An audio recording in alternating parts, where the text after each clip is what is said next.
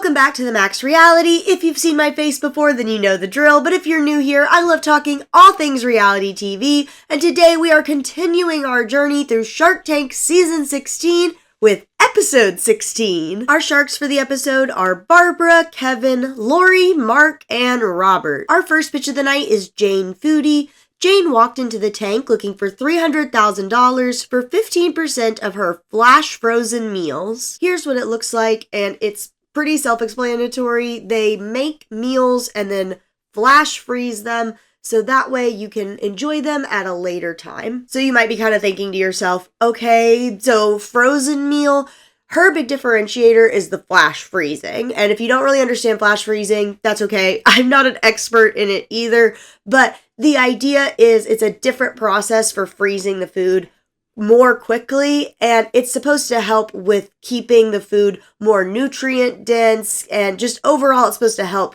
keep the flavor and texture of food better than the normal process of freezing food. So that's her big differentiator, is that her frozen meals are flash frozen. So for the cost breakdown, she gives us the soups and the side dishes. For soups, it cost her $2.13 to make. She says they wholesale it around $3, and the MSRP is $6.50. For the sides, it cost them $2.75 to make. She didn't say how much they wholesale for, so I assume it is also around $3 just because of how close all of these numbers are. And the side dishes retail for $8.50. She didn't tell us exactly when she started the business, but from my looking around on the internet and then also just from her sales, I would assume she started the business around 2023, and their lifetime sales are $1.1 million. In 2023, they did $640,000, and year to date in 2024, they had done $580,000. We did not get an answer if they're profitable or not, though, so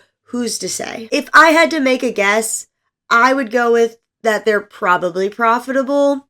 That's just my guess. That's the vibe I get. I really don't have deep reasoning behind it, but I feel like sometimes when it doesn't get brought up and the numbers are kind of like this, like, I think she's profitable. One of the very first things the sharks all want to know is how is she selling it, and she lets us know she's in some local retail grocery stores, and that actually she owns all of the equipment to be her own distributor because she couldn't find anybody out there who could flash freeze for her. Of course, being your own distributor comes with some limitations about how much can be produced, so Mr. Wonderful asks a very reasonable question of what would the plan be if she ever did get a really big order from a place like Walmart or Costco, and her response to this is just so funny to me. Well, you're also talking to a girl whose brother gave her a chop saw for her 50th birthday. And it just felt like such a funny comparison to make, because number one, as somebody who's done some woodworking in my past, I would argue that the chop saw is probably like the easiest saw we have out there. I mean, we let 14-year-olds at Habitat for Humanity use them, but on top of that, it's just like a completely different thing. It just feels so unrelated, these two types of things. Like, I get it, she's trying to say, you know, she does the work to learn how to do things, but learning how to use a chop saw and then like getting into major like a big distributing issue, this just doesn't feel very similar. Anyway, Robert wants to know if she's selling online at all, along with the retail sales, and she says she is, but right now that's only about 10% of their sales, and it's at this moment we learn that not only is she doing like the retail and online stuff, she also has catering she does, and 2 physical cafes open. You're asking us to invest in the cafes also. In everything. The whole thing. And while she does have those cafe spaces, she lets us know that that's not her ultimate goal for the business. In the end, what she really wants is to be able to get that distribution so she can get into those major retail grocery chains. And while she doesn't want to really continue the path of the cafes, the sharks still want to know more about it and just how it generally works. And when they were asking this, I don't know, I for one felt like I immediately understood the concept the minute she had a cafe without her really having to explain. But how it works is she's in these kind of small, like 400 square foot spaces where they have the flash frozen meals and they heat them up, bring them to your table. It's like a whole shtick. They have like the freezers up front so you can buy meals to take home. And it's all just kind of more marketing for the flash frozen meals, but also a place where people can come in and try them. And at this point, Mark and Robert become completely sold that the cafe strategy for the business is the way she should go. They are both like, that is the best idea. Mark starts talking about how with like a normal restaurant, you have to deal with food waste and all that. But with something like this, you're in one place, making all the flash frozen meals, you just deliver them out to the cafes, bada boom, bada bing, you're done. That's an entirely unique concept. That is a great business. Why don't you want to do more of the cafes? Yes. And her response to that is to say her skill set really lies more in the manufacturing, making the product, the packaging, all that, and not really running a retail store. And that's why she feels like ultimately that is her goal, to just get the distribution and get into retail. Bad answer. Bad answer. Bad. Kevin then pops in to say he thinks the product is great, but because she doesn't have her distribution down, and because her valuation, in his words, is just ridiculous at this point, he's not wanting to invest and he is out. And then, as you can imagine, Mark feels like what she should do is the cafes, but he can tell that that's not what she wants to do, and because that's not the way she wants to run her business, he doesn't want to invest, and he is also out. However, hope is not lost because Barbara is interested. She sees Jane as an entrepreneur who's motivated by success, not money, and somebody who has a great team around them that's really invested in making this product and this business go further. And because of all that potential, Barbara decides to offer her $300,000 for 33%. This immediately makes Robert chime in to say that that was a way better offer than he was going to make, so he decides to bow out. I'll make you an offer. Lori has quite a bit of experience in the frozen food space because of some of her different Shark Tank investments. We've talked about it earlier this season, but she has companies like Pizza Cupcake. I reviewed them a while back. Also, Bantam Bagels, Frozen Farmer. So she's got a good idea of the space, and she agrees with Jane that that is her best path moving forward, and Lori feels like she's the best shark to help with it. So she decides to offer $300,000 for 28%, undercutting Barbara. We couldn't have women power here? No, I don't even like Lori. Yeah, and Barb always says that kind of stuff. And that moment has been making me laugh since I saw it. I think Barbara's joking, but I also think there's some underlying truth to that, and it was so funny to me. It's cracked me up every time I watch that clip. Of course, now that we have two competing offers, that means it's time for Barbara and Lori to start trying to sell themselves. First, Barbara goes in talking about how her entrepreneurs are like a family, and there's so much camaraderie between them, and Lori immediately snaps back saying, so are my entrepreneurs, but on top of that, the team I have internally that helps my entrepreneurs is also a family. Double family, beat that. And after hearing these very compelling arguments, Jane's first choice is to try to counter Barbara at 25%. The answer to that is no, but she says she will go down to 27%, aka undercutting Lori's undercut. I'll do 25. And with that, she ends up doing the deal with Lori for $300,000 for 25%. After she agrees to the deal with Lori and she's up there doing like the hug that they always do after, we have this fantastic moment. I love you anyway. You don't love me enough. As far as the pitch itself went, I feel like if that is what she's going to do, just doing the retail frozen food distribution sort of thing, then I feel like she definitely ended up with the right shark. Like Lori said, she does have a lot of experience with all that. I love Barbara, but I feel like ultimately Lori was the right choice. As far as though, what's the better choice, doing the retail route or doing the cafe route? I have been battling myself about this one because I hear Mark about the idea of having to like ship frozen products. Like the frozen food space is hard. We've talked about it before, also having to market it and get people to know what it is. But he says that like running a cafe isn't hard. I mean, you have employees, rent, like there's so many intricacies to it. It's hard to say for me which I think is better. Like I personally, if this is my business, I do think I would go the cafe route. But similar to her, I think I would do that because I understand more about how a retail business should work. I have more experience in that area versus I know nothing about manufacturing and distribution. So I feel her. If she feels like that's her best skill set, good for her, and I hope it works out. in updated news, it seems like her cafe is closed. When I looked it up, it said permanently closed on the Google like review type page. So I guess maybe her and Lori are going full force into the retail.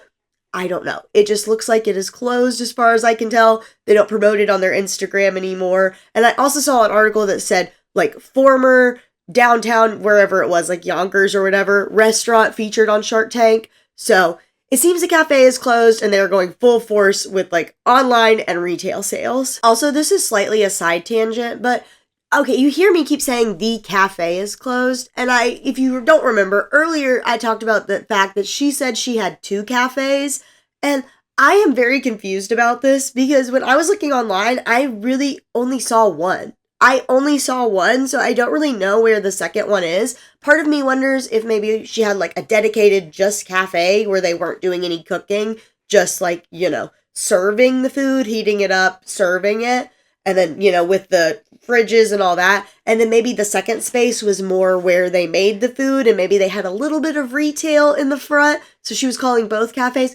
I don't know. This is something that has been bothering me. I spent too much time looking at it because I was like, she said she had 2, but I swear I only see 1. This is such a side tangent, but it's something that I would love clarity on because I'm just like, what? Then as far as the product itself goes, I feel like this is one of those products where it's kind of hard to say anything about it until you try it because, I don't know, a lot of times for me, frozen food is just frozen food. So if hers is actually better than other frozen food out there, interesting. I put it on my list. I'm interested in maybe trying it and trying a frozen meal that's like a normal frozen meal that's similar. We'll have to see about all that. A lot of her choices involve meat. So that's kind of an issue for me, but we'll see. I'm definitely interested in trying it, but I personally don't have much of an opinion on it without trying it, because all the sharks said it was delicious, but the sharks have been known to lie. Or not lie. I don't think they're lying. Sometimes they say things taste good though, and then that they don't. So sometimes the sharks have bad taste, I guess is what I should say, but I'm not saying that's the case here. I'm just saying I don't really have an opinion until I try it. If it's better than other frozen foods, then great, because frozen food is annoying. As somebody who's a big connoisseur of it, especially for like my lunches, frozen foods are very big. It'd be nice if they were better, so, we'll just have to see. Our second pitch of the night is AirTulip.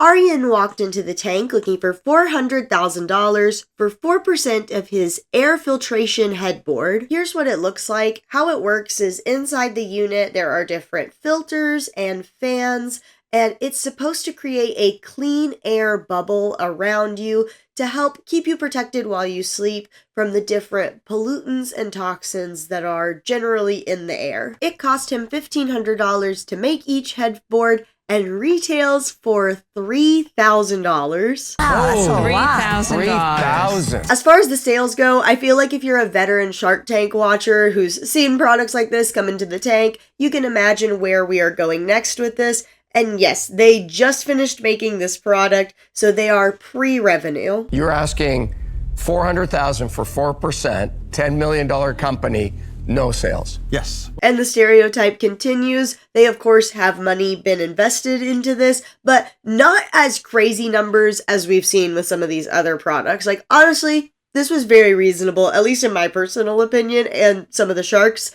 Number one, they did a crowdfunding campaign where they raised $200,000. They also got $100,000 from an angel investor, $100,000 from a major VC firm, and then he himself has put in $300,000 of his own money. So Kevin sees this product and immediately wants to go test it out for himself because the guy says you can't hear the fans at all, you don't feel any of the draft from the wind, and of course, Kevin can't do a demo without also giving us a fun little line. I don't feel air hitting my dome of desire. That's good. Our first question comes from Mark, and he wonders why he hasn't tried the route of putting this in hospitals or places like that. And his answer is pretty much he's looked into getting into these bigger hospitals, but because of the bureaucracy and how much they would need to scale to get it into those major hospitals, it's just been overall too difficult. Of course, that begs the question, what's your plan for getting this into the retail market? And he says they kind of have a twofold plan of digital and physical presence they want to do. First of all, they want to put this in like boutique hotels and clinics, things like that. And before we can get the second part of the answer, Mark just immediately jumps in. Similar to our last pitch, Mark doesn't think that he quite understands just how much work it's going to be to market something like this, get it into those retail spaces, educate customers so they're wanting to come and buy it. He also feels like it's going to take a lot of money to do those things. And because of that, he can't really see his return on his investment. And he goes out. And this causes a minor avalanche. Robert, Barbara, and Lori all give very similar reasonings to Mark, adding the fact that he's just too early and that his valuation's too much. And with that, they also all three go out. But there is still hope. Mr. Wonderful and his Dome of Desire are very interested in the product. He agrees that the valuation is way too much, especially considering they don't really feel like he has a clear marketing strategy, but Kevin wants to take a flyer and offers him $400,000 for 22.5%. That's a real big jump for me. Can you do 8%? No. You're close. Kevin says because of how much risk is involved with this investment, he's gonna need more equity, but he does say he'll lower his offer to 20%. Wow, it's getting closer. Arian tries countering again to get Kevin down to 15%, but Kevin immediately shuts it down. And with that, that was as high as Arian was willing to go. He is not willing to compromise on it, so he decides to leave the tank without a deal. I honestly don't know how I feel about this one. I mean, number one, I do know how I feel about the price. It is definitely way too expensive, but part of the reason I feel like it's way too expensive is just because, I don't know, it just feels like there's so many of these wellness things out there, and he says they've done scientific studies to show that it really, really works. And so if it does, like, it could be really, really great. But along with that, the filters that you buy for the year cost you $647. So on top of $3,000 every year, this is an investment of $647.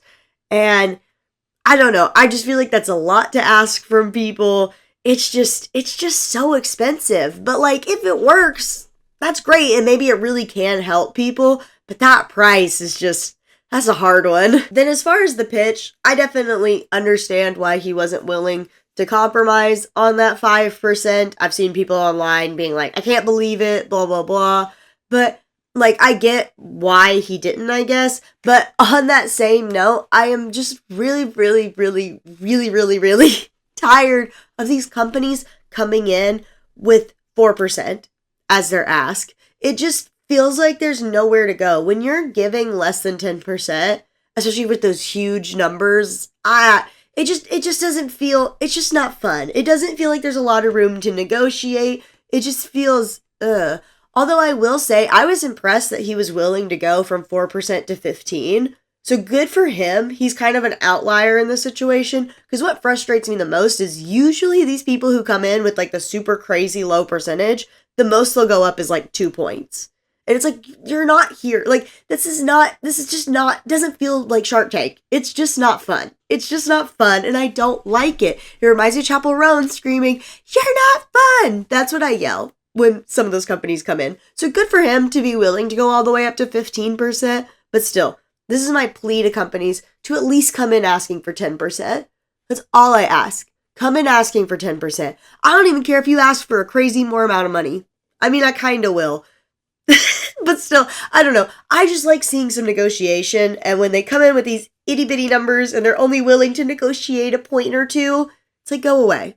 Go home. Our third pitch of the night is Sock Candy. Mary walked into the tank looking for $150,000 for 5% of her sheer fashion socks. Here's what they look like. The socks are sheer with different fun embroidery patterns on them, making them a fun, funky sock to match with any outfit. I love whimsical socks. It cost her between $2.50 to $3 to make them. She wholesales them at $9 and they retail for $18. I have to tell you, Mary, I thought there were going to be more. A lot more expensive. I have seen lots of various opinions about the price.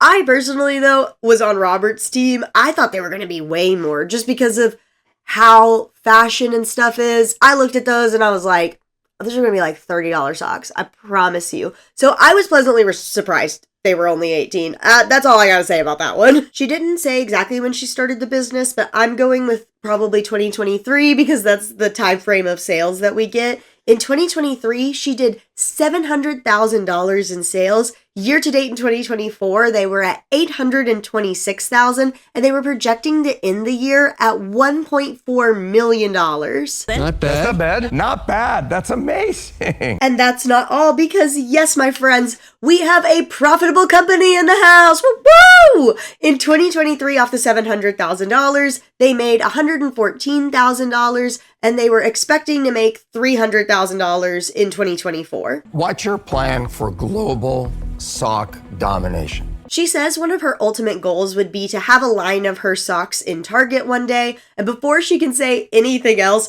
Mark jumps in to be like, listen, I'm a sock guy, I love funky socks, but I just don't think I'm the right fit for this, so I'm out. And then Robert follows suit saying he's super impressed with her, but he just doesn't see how he could add any value, and he's also out. However, that's okay, because a shark is interested, and honestly, it was the last shark that I was expecting to jump in first to make an offer, and that is Kevin. He likes the sales, he likes that they're profitable, so he decides to offer her $150,000 for 12.5%. Oh, that's not a bad offer. Thank you, Mr. Wonder. Especially from Kevin. We then have Barbara jump in, and she starts talking about the sock company she invested in many moons ago, Grace and Lace. They were from an earlier season of Shark Tank. I actually used to have some pairs, but I don't think I have them anymore. They were very, very old, so I think I've gotten rid of them.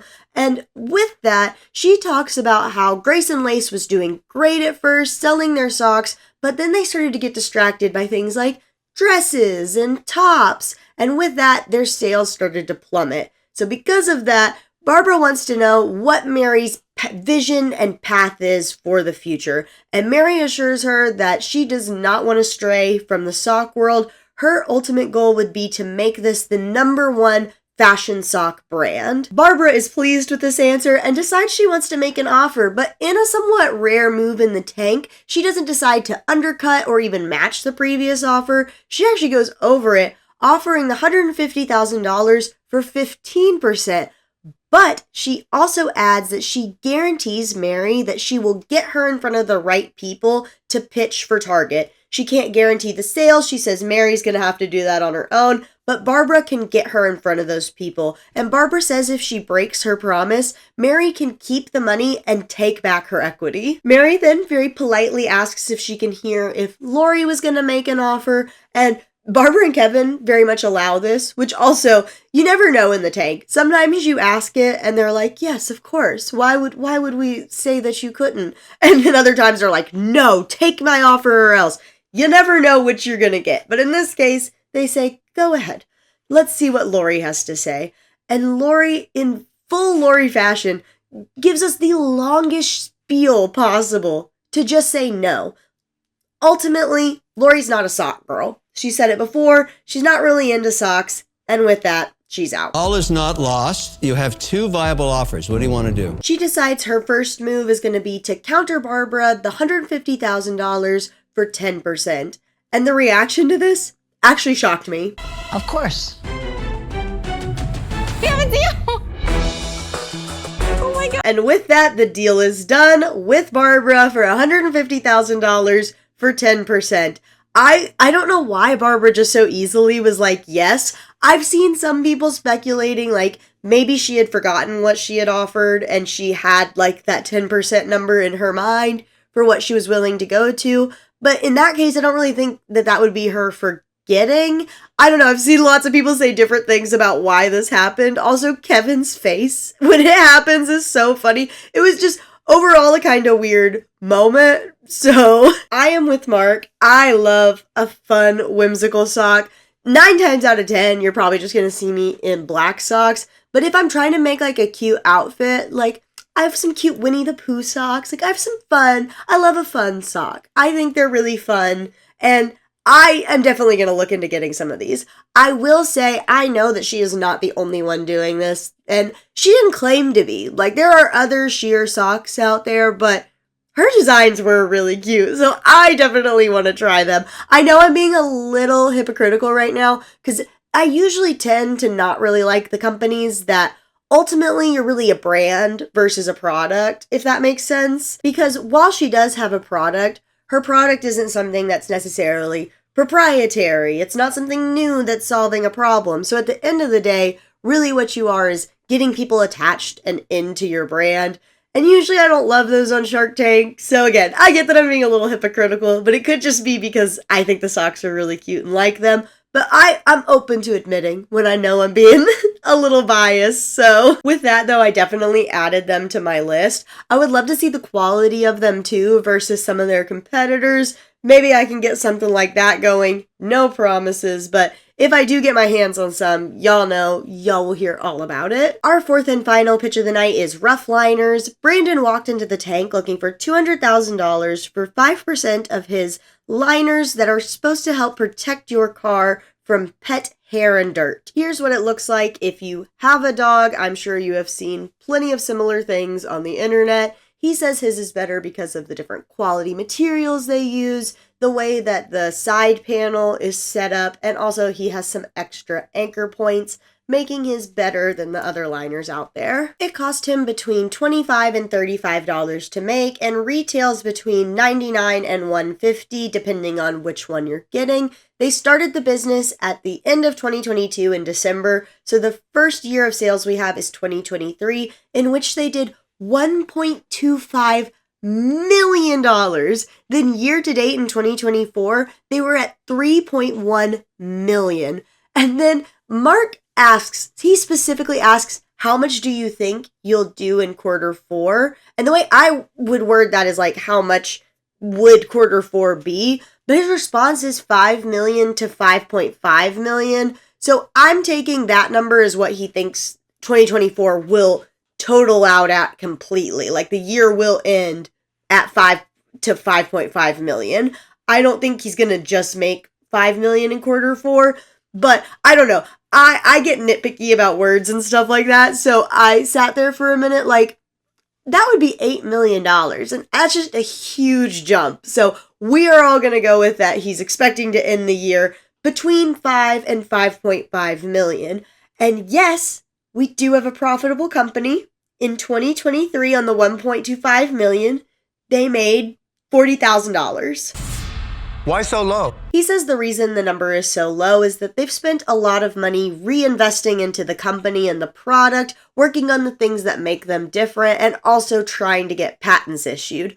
Along with that, he says in 2024, they're planning to profit $500,000, so much better than the $40,000 number. The very first thing that gets brought up, which thank goodness, because it was the first thing I was thinking, is there is so much competition in this space. Like I was saying, if you own a dog, I'm sure you've seen every version of all these different car liners. So they want to know why his is so much better. And he goes back to some of the talking points that I brought up earlier. He considers them a premium product in the space because of the materials they use, along with their special anchor points and the way this door panel is set up. He also informs us that the one he's showing in the tank, the extra large one, that there is nothing like it on the market. He did have some competitors, but once the patents were issued, he was able to knock them all down. So that is the one and only version like that in the world. But Mark, being Mark, wants to dig in to the whole money thing. He wants to really understand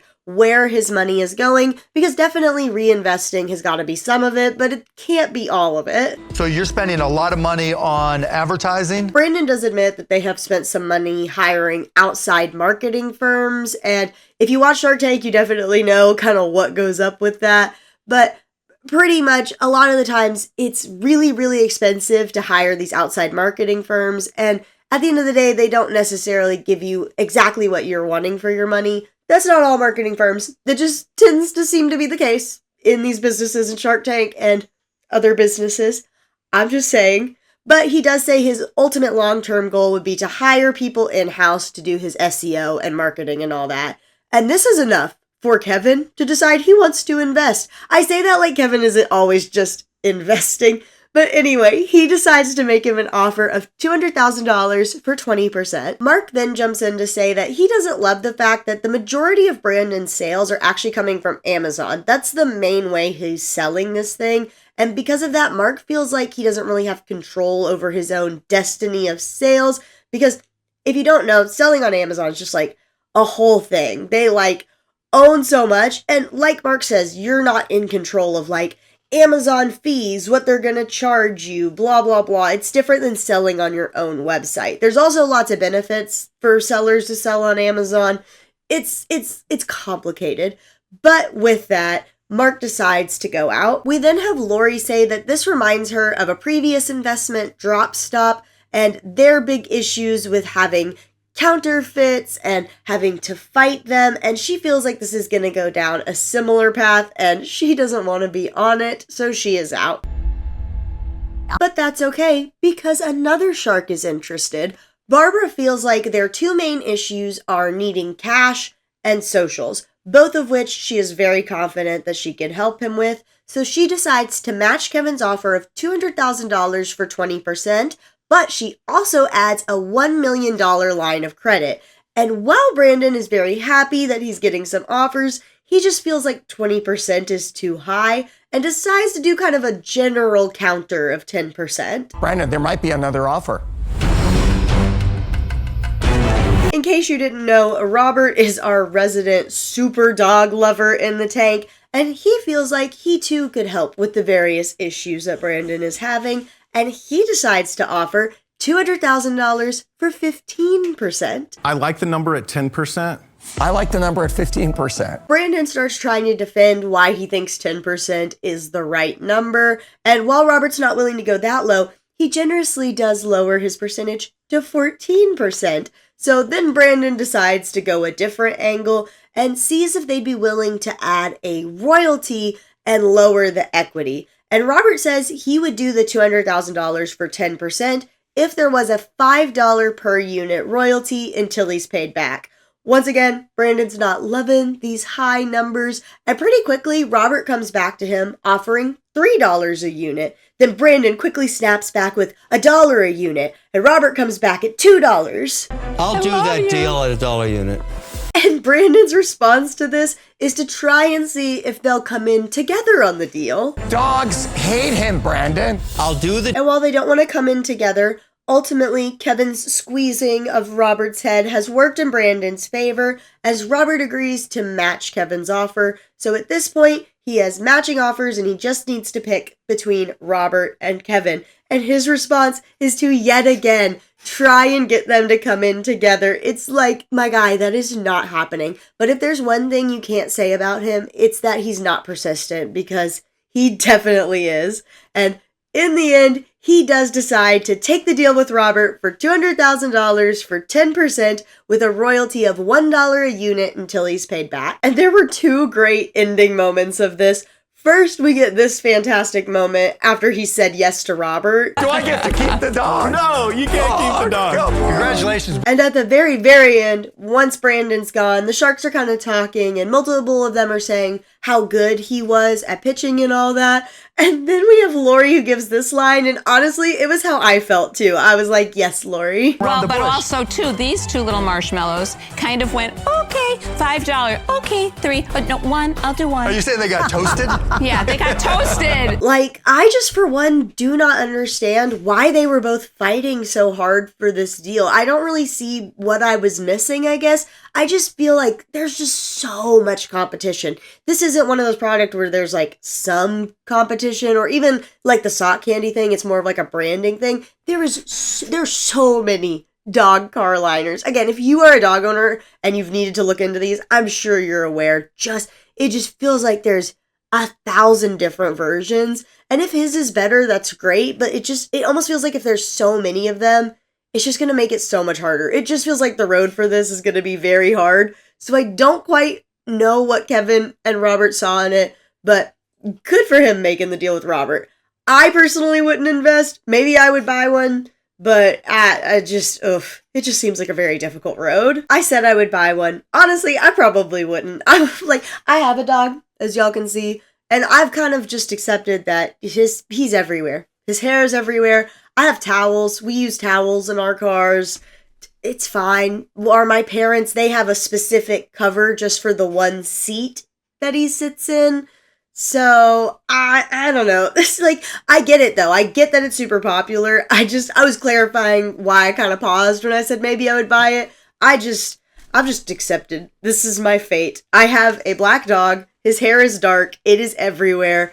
And that's just my life. I keep a towel down to not get mud in my car. And that's all I can do at this point because I can't do it. I've had him 9 years. It's just the way life is. With all that said, I would definitely love to hear from people who have tried these type of car covers because I literally never have. I have no experience with them. Do they move around a lot? I always thought they might when I looked at them. I literally just have no frame of reference. So I'd love to hear from other people. The only frame of reference I have is I have looked for seat covers and stuff like that. And I know that these car liners are just everywhere. There's so many different versions too. Like all these little different details in each one. It just feels like there's so many of them. So many. So I'd love to hear from somebody who's actually used one. And the very last thing I have to say about this pitch is it's super random, but it was so weird and I want an explanation. I personally want an explanation. In the beginning, when he is getting the dog into the truck for the demo, he calls the dog Sadie. He very clearly calls the dog Sadie. And then after he makes the deal, on their way out, when they're walking back down the hallway, he says, "Come on, Lily." I just want to know what? I didn't even notice. My partner is the one who pointed it out, and then I saw other people talking about it on the Reddit. I listened to it when I was watching it back, and I was like, huh.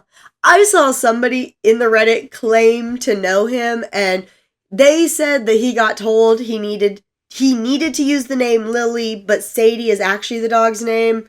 But I don't know. I have no way to know if this person actually knows him. And also that just feels so weird that production would ask him to use a different name for the dog, especially since it's not like I could see maybe if the dog was named like Spider-Man or Superman. I don't know. Maybe something where they felt like they could get in trouble. Although ABC does own it doesn't matter. ABC, Disney. I'm going on a tangent. I just want to know why the dog has two different names. If somebody out there, that would be really what I would want somebody to comment. That is the real true thing I want to know from this episode. That's the mystery to solve. Is it Lily or is it Sadie? I need to know so I can call her a good girl over and over again because she was the star of the show. My favorite part. The editors cut to her so many different times. I tried to do it like once, but it wasn't as funny when I'm saying it, but the way the editors did it was so great. If you can go watch this pitch, I would recommend it just to go watch Sadie's facial expressions because all of them were 10/10. She's a star if her name's Sadie. Well, even if her name's Lily, she's a star. Y'all get what I'm saying. And that is a wrap on Shark Tank Season 16, Episode 16. If you made it this far in the video, seriously, thank you so much. It always means a lot to me. If you liked the video, don't forget to like it down below. If you like Shark Tank recaps, Shark Tank product reviews, reality TV in general, check out the channel and subscribe because it is a good time over here. As always, I want to hear your thoughts, feelings, opinions, comments, all that and more down below. And until then, I'll see y'all in the next one.